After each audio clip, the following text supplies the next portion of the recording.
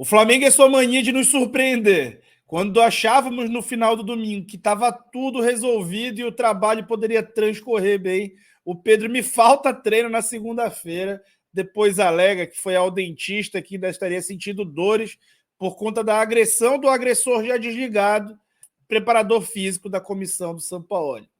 Fato é que parece, nesse momento que eu gravo esse vídeo, que o Flamengo aparou as arestas com o Pedro e que ele vai sim comparecer ao treinamento da próxima terça. E ele vai ter mesmo que treinar bastante e, em especial, executar algumas coisas que ele não está aparentemente tão aberto a executar para poder entrar na dinâmica do time do Sampaoli, que vem amadurecendo no plano tático, conforme vídeo que eu publiquei ontem e vou deixar aqui em cima. Então, o que o Pedro tem que fazer para voltar a ser titular? Vamos falar aqui nesse vídeo, falando sobre tática, sem tatiquês. Essa crise entre Sampaoli e Pedro, ou Pedro e Sampaoli, me lembrou de uma outra bastante famosa, envolvendo dois personagens incomparáveis, com todo respeito a Sampaoli e Pedro, incomparáveis a Sampaoli e Pedro. Se você for da minha idade ou mais velho do que eu, você vai lembrar da treta entre Ibrahimovic e Guardiola. E essa treta tem razões semelhantes. Olha só que loucura. O Sampaoli, todo mundo sabe, bebe da mesma fonte que o Guardiola e é um admirador do trabalho do maior treinador da história. O Ibrahimovic, guardadas as devidas proporções, também é um centroavante mais de área, mais no estilo aí número 9, assim como o Pedro. Vamos ler aspas do Ibrahimovic a respeito do Guardiola. No Barcelona, comprovei que o futebol pode mudar muito rápido. Meu problema foi um homem. E esse é o filósofo. Ele apelidava o Guardiola de filósofo. Ele era o meu problema. Eu não tinha mais rusgas com ninguém. Não há quem possa dizer que eu lhe fiz mal por lá. Depois, em outras aspas, ele me sacrificou por Messi, atenção, e não teve coragem de me dizer: seu discurso filosófico é uma M para os atacantes. Quando ele fala os atacantes, ele quer dizer os centroavantes, tá? Depois, ele nunca me entendeu. Ele queria planejar tudo o que eu tinha que fazer. Um gesto instintivo meu me ocorreu, mas então pensei que no Guardiola eu teria que mudar. Então pensei em dobro. Guardiola não gosta de jogadores com personalidade. Preste atenção nessa última aspas dele. Nenhum dos garotos atuava como estrela, o que era estranho. Messi, Xavi, Iniesta, todo o grupo eram como alunos. Os melhores jogadores do mundo ficavam ali, com a cabeça baixa, e eu não entendia nada disso. O Ibrahimovic é um jogador bastante, assim, um dos melhores caras que eu já vi jogar, tecnicamente brilhante.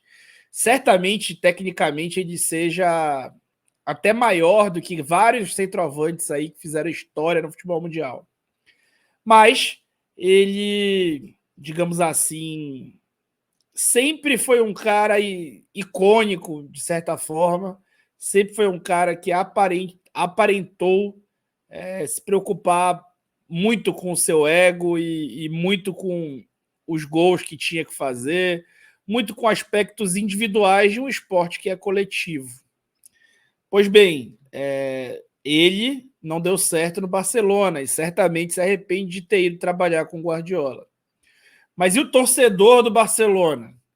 Será que o torcedor do Barcelona se ressente da saída do Ibrahimovic ou dá graças a Deus de ter trabalhado com o Guardiola?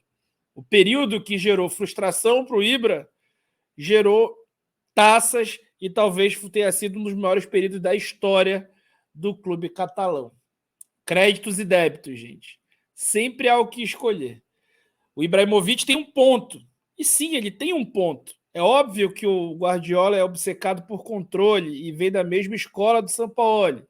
É óbvio que ele tenta criar um jogo que vai talvez engessar mais alguns jogadores, que vai tirar determinadas liberdades de outros tipos de jogadores, que vai cobrar mais marcação de um ou outro jogador. Ao mesmo tempo que ele vai potencializar, talvez, o trabalho coletivo de um esporte coletivo. Mas o que o Pedro, então, tem que fazer, voltando para o Pedro, o que o Pedro tem que fazer para apresentar essas valências coletivas? Vamos assistir um pouco de futebol? Eu separei 2 jogos, colocando 45 minutos de um jogo que seria, teoricamente, um jogo ataque contra a defesa do Flamengo no Maracanã, com o Gabigol jogando. 45 minutos por quê? Porque é o tempo antes do jogo ser condicionado, do time abrir o placar, etc. 45 do Gabriel e 45 do Pedro, no mesmo contexto, contra um time que se defende muito, com cada um deles titular. Vamos ver o que muda no time quando cada um deles joga. Bom, aqui o posicionamento do Gabriel, né? Mais recuado, o Arrasca mais avançado. No momento defensivo, o Gabriel fazendo bastante combate, especialmente no goleiro. Aqui o Gabriel recebendo a bola numa meia direita com o Arrascaeta centralizado lá no meio da área. E o Gabriel veio armando por trás, né? Recebendo a bola e se associando por trás. Aqui um contragolpe, o Gabriel está no comando do ataque, normalmente como centroavante. O Bruno Henrique e o Arrascaeta fazem uma dinâmica, o Arrasca entra na área e o Gabigol está no segundo pau. Quase que como um ponta, na verdade, né? Aqui o Gabigol disputando como um centroavante, de fato, e puxando o contra-ataque fora da área, né? O centroavante, o Pedro, normalmente vai ficar dentro da área durante o escanteio, no primeiro pau. Não é o posicionamento do Gabigol. Ele no comando do ataque, normalmente tentando fazer um pivô, não é a sua melhor valência, mas é um estilo menos exigido dele. Aqui ele no comando do ataque, enquanto a bola é acionada ao Bruno Henrique.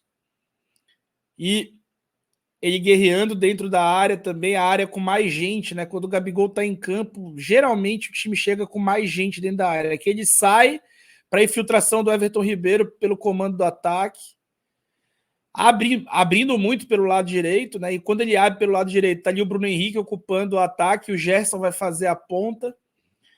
Agora ele chega no comando do ataque, vai dividir a área com o Bruno Henrique e tendo espaço para atacar a última linha, né? Essa é muito a dele, né? Atacar a última linha é a dele.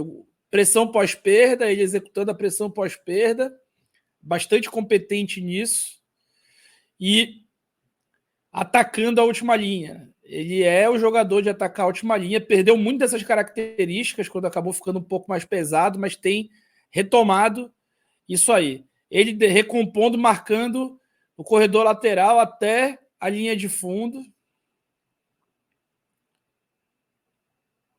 Aqui guerreando, iniciando o contra-ataque. Então, é um jogador que sai bastante aqui, tabelando com o Bruno Henrique, enquanto o Arrascaeta está centralizado.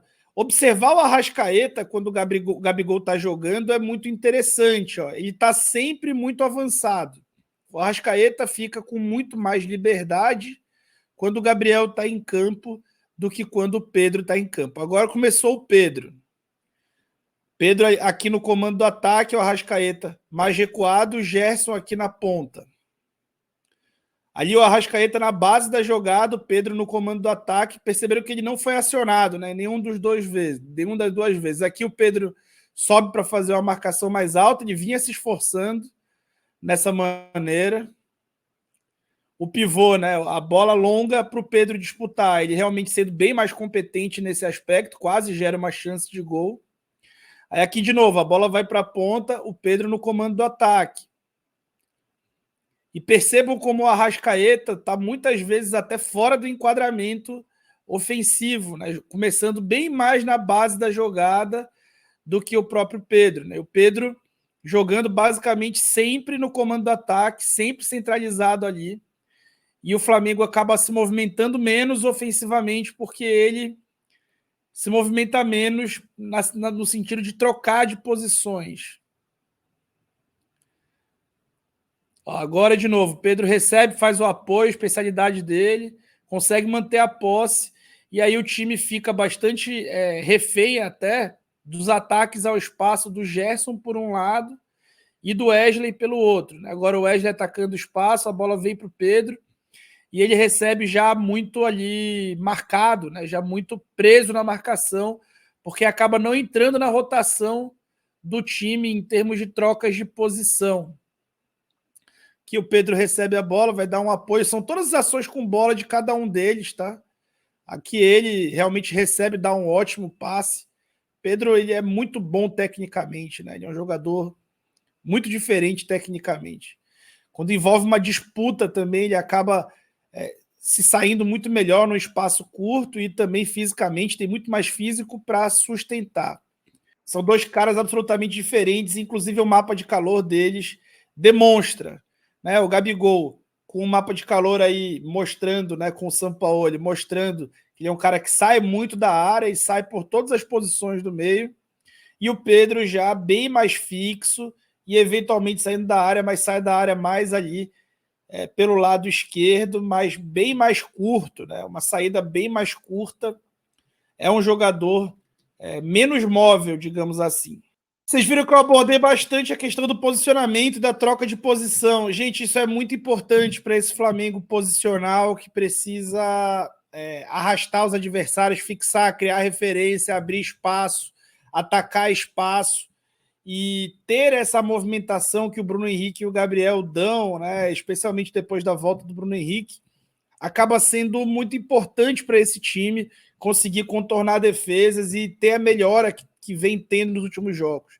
Aqui nesse lance você pode ver que praticamente de todos os jogadores que estão na tela, deve ter 2 na função que ele normalmente exerce, né? Ali o Everton Ribeiro e o Thiago Maia, talvez. O resto todo está, digamos, deslocado da sua função nesse momento para fazer a troca de passe e a associação. Então é sim muito importante essa mobilidade. Essa mobilidade gera a dúvida no adversário, ela gera a abertura de linha de passe, a abertura de espaço para ser atacado. Ela gera o que o time precisa para ser não previsível, para não ser um time com bola que troca passe de lado e é previsível. Tudo que eu falei aqui, gente, não quer dizer que o Pedro não mereça uma chance, tá? Inclusive, o Pedro tem jogado. Ele não joga tão pouco assim como ele tem dito, como ele escreveu na nota.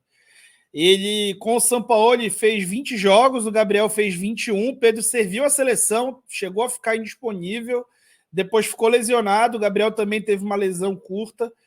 Dos 21 jogos do Gabriel, 20 foram como titular, dos 20 do Pedro, 14 foram como titular.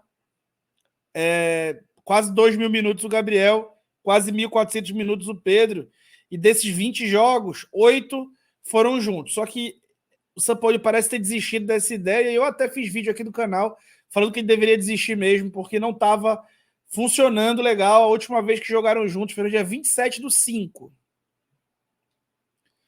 Desconsiderando o jogo do Maringá, né, o 8-2, que o Pedro fez 4 gols, foi um jogo de nível de competitividade bem abaixo. Os dois deram uma assistência cada e o Gabriel tem 8 gols, enquanto o Pedro tem 6 gols no período. Você pode questionar, o Gabriel bate pênalti, o Pedro tem batido pênalti também. Quando ele joga, o Gabriel muitas vezes não está em campo, então ficou elas por elas. O Gabriel, inclusive, perdeu o pênalti recentemente. Então, o Gabriel tem realmente feito mais gols do que o Pedro nos jogos com o Sampaoli. É claro que o Gabriel jogou mais também. Quando a gente coloca outros indicadores do jogo a cada 90 minutos, quando eu coloco por jogo, aí é a cada 90 minutos. A gente vê que o Gabriel participa muito mais do jogo. O Gabriel tem 27 passes em média a cada 90 minutos, enquanto o Pedro tem 15.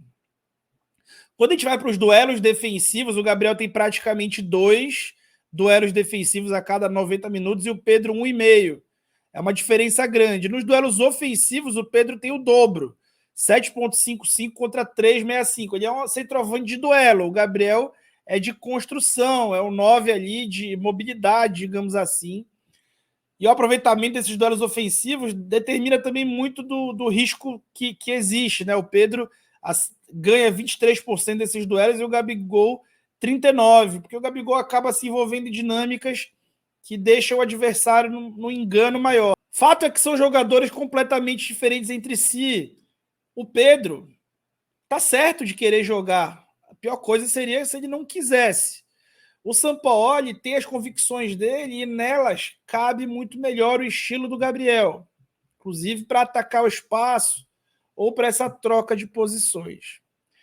Eu trouxe ali o exemplo do Ibrahimovic, porque o Ibrahimovic se viu numa situação parecida com a do Pedro, com um treinador que talvez não fosse o melhor para aproveitar das suas funções, mas o maior da história, e decidiu sair, né? Foi para a briga, saiu, e recentemente, quando o Haaland chegou no Manchester City, começou até a falar na imprensa que o Haaland não ia conseguir jogar bem, porque o Guardiola, com o ego dele, não ia deixar. Fato é que o Haaland optou por um outro caminho, diferente do caminho do Ibrahimovic, que foi o caminho de se adaptar ao treinador, de entender as ideias, de executar as ideias. E aonde que Guardiola levou o Haaland? Levou para um título de Champions League como titular e provavelmente um local entre os 3 melhores jogadores da temporada. Isso é grande. E o Ibrahimovic não conseguiu ser o melhor do mundo, por exemplo.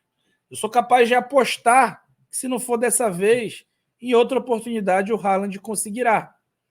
E isso vai passar pela mente aberta que ele teve para se adaptar.